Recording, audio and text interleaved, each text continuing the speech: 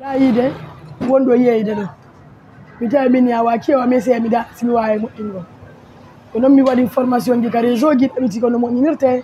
soodi matériel on seeɗa seeɗa ha mi moƴƴinani hoore moƴƴinani hoore nde wotere mi posti Facebook hoɓe go tawi no intéressé no faala sifam ɗon joni noon fuɗɗinasugol commande mi tawi noon yoɓe ukko mum min ekkito komi ukke mum tum tawi mi yiiɗi golle ɗen komi yiiɗi golle ɗen jaɓi fi mum mi fuɗɗi noon waɗango ɗum ɓen commande mi yaham tawa maître ɓe woɓɓe keeɓa ekkitugol woɓɓe jaɓata ɓe komi debbo ɓe ekkitata mawɓe inna an janggi so ɓe ekkitima ɗum a ɓuuri hen client mi yahami ukki ko noon mi ukkiri mum seeɗa seeɗa ha mi wa ɓen jombala marɓe ɓe ɗiɗo modi an waɗali hella mawɓe amen kadi waɗali hella par ce que ari atelier on koko nder courant woni ko suudu toon mi golleni saabu pay koye koye afrique janngugol seeɗa mi itti atelier on toon e barma minne kadi alhamdoulillahi ɓay hari bo duuɓi ɗiɗi feƴƴi ɗum ha hitande naɗo mi woni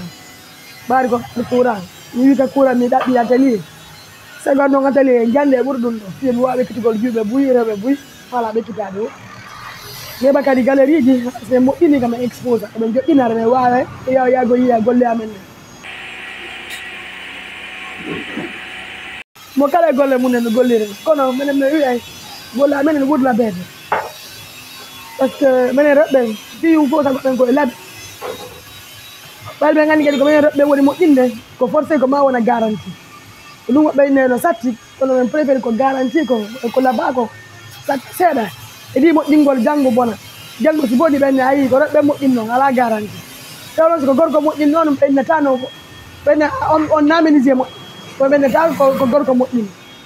mais yaali arɗo yilti woɓɓe no weldeɓe tawde ko rewɓe woni moƴƴinde ebi kadi eɓe moƴƴani ɓen fof mais yaali inu ɗo welani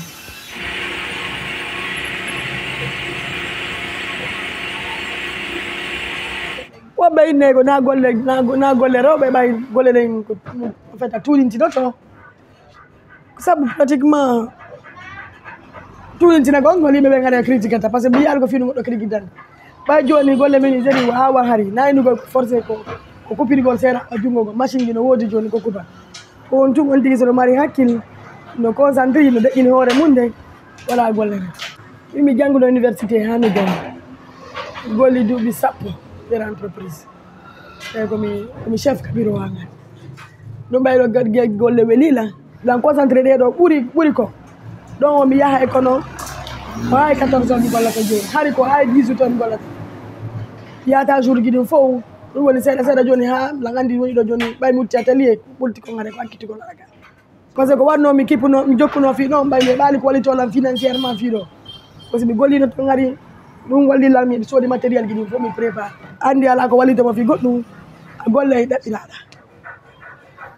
ala nafa ko mi yiyata mi jooɗo e bureau ɗamari golle ko ka dali ɗo komi crééta comme encore mami no weɗala langue e leydi par ce que lan créude mi sikki kadi ko ɗo moni wata wallitade e rewɓen ɗo kadi wata wallitagol guiné